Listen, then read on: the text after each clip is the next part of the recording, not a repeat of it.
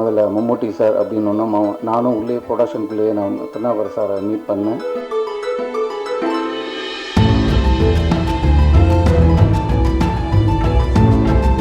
இந்த படத்தில் அப்படி பண்ணிட்டாங்க.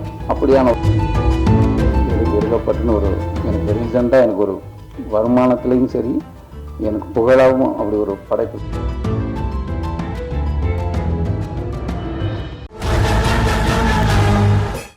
மேடையில் அமர்ந்திருக்கும் பெரியவர்களுக்கும், இங்கே வருகை தந்திருக்கும் பத்திரிகை ஊடக நண்பர்கள் அனைவருக்கும் என்னுடைய பணிவான வணக்கம்.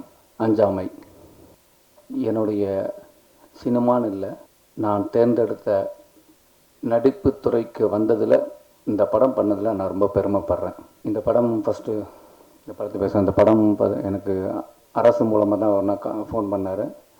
இந்த மாதிரி ஒரு சுப்புராம்னு ஒரு டைரக்டர் உங்களை மீட் பண்ணணும், நல்ல கதை அப்படின்னா. சரி, நான் பொதுவாக கதை கேட்கும்போது எந்த எதிர்பார்ப்பும் இருக்காது, எதிர்பார்ப்பு இல்லாமல் தான் கதை கேட்டேன். கதை கேட்ட போது லிட்டரலாக நான் என் குழந்த அங்கே அப்போ தான் வந்துட்டுருக்கா,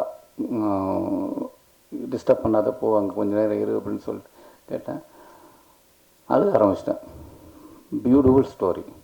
முதல்ல மம்முட்டி சார் அப்படின்னு நானும் உள்ளே ப்ரொடக்ஷனுக்குள்ளேயே நான் திருநாவுக்கரசு சாரை மீட் பண்ணேன். அப்போ அவங்க பேசினாங்க, ப்ரொடக்ஷனில் ஹெல்ப் பண்ண முடியுமான்னாங்க. ஆக்சுவலாக நான் இந்த படம் கமிட் ஆனவுடனே அந்த டயத்தில் சில படங்களை விட்டுட்டேன். அதுக்கப்புறம் ஒவ்வொரு படத்துக்கும் நான் போயிட்டு வரும்போது, ஏன்னா எனக்கு வருமானம் வரணுங்கிறத போயிட்டு வரும்போது அவங்க வெயிட் பண்ணாங்க, ஏன்னா ஒவ்வொரு காலகட்டம் இருக்கணும்னு. அப்போ அந்த ப்ரொடக்ஷனில் உட்காந்து லொக்கேஷன்லாம் போய் பார்க்க ஆரம்பித்தோம். அப்போ மம்முட்டி சார் இருப்பாங்கன்னு மம்முட்டி சாரை போய் பார்த்து அவர் பண்ணிடுவாங்கன்னு அவங்களுக்கு ரொம்ப இம்ப்ரெஸ் ஆகிடுச்சு, இந்த படத்தை எப்படியாவது பண்ணிடலான்னு. ஆனால் அவங்க டேட்டும் இங்கே நம்ம வாங்குகிற டேட்டும் செட் ஆகாமல், அப்புறம் நல்ல அற்புதமாக ரகுமான் சார் வந்தாங்க. அவங்க ரொம்ப பிரமாதமாக பண்ணியிருக்காங்க. இப்போ படம் முடிஞ்சுது, பியூட்டிஃபுல்லாக படம் முடிஞ்சது. இந்த படத்தை ஏன்னா நான் நடித்ததில் கொஞ்சம் அதிக பொருட்செலவு இந்த படம். அப்போ இந்த செலவை எங்கே கொண்டு போய் சேர்க்கறது அப்படிங்கும்போது தான் என்னுடைய நண்பர் இசக்கி அவர் தான் இந்த படம் பார்த்தார்.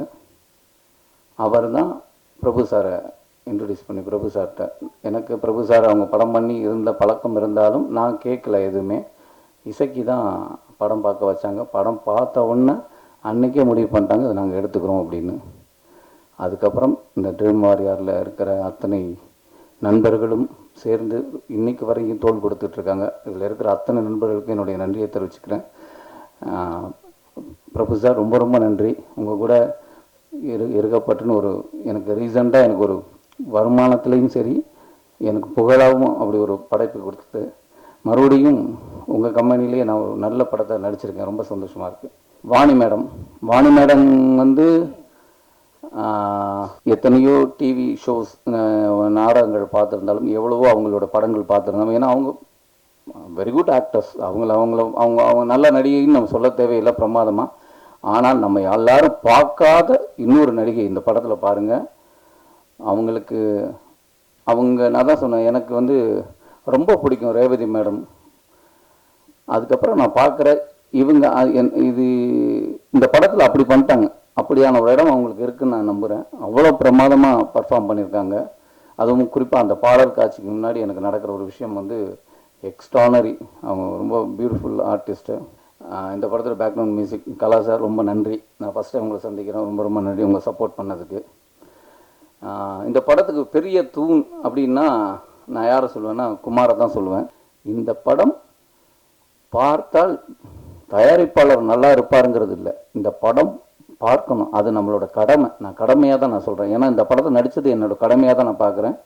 அது மாதிரி தான், ஏன்னா இந்த படம் நடித்தது பணம் வாங்கிட்டு தான் நடித்தேன், ஃப்ரீயாக நடிக்கலை, பணம் வாங்கி தான் நடித்தேன். ஆனால் அத்தனை நாளும் நான் வந்து இதில் என்ன வேலை செய்யணும்னு இல்லை, எல்லா வேலையும் செஞ்சுருக்கேன்.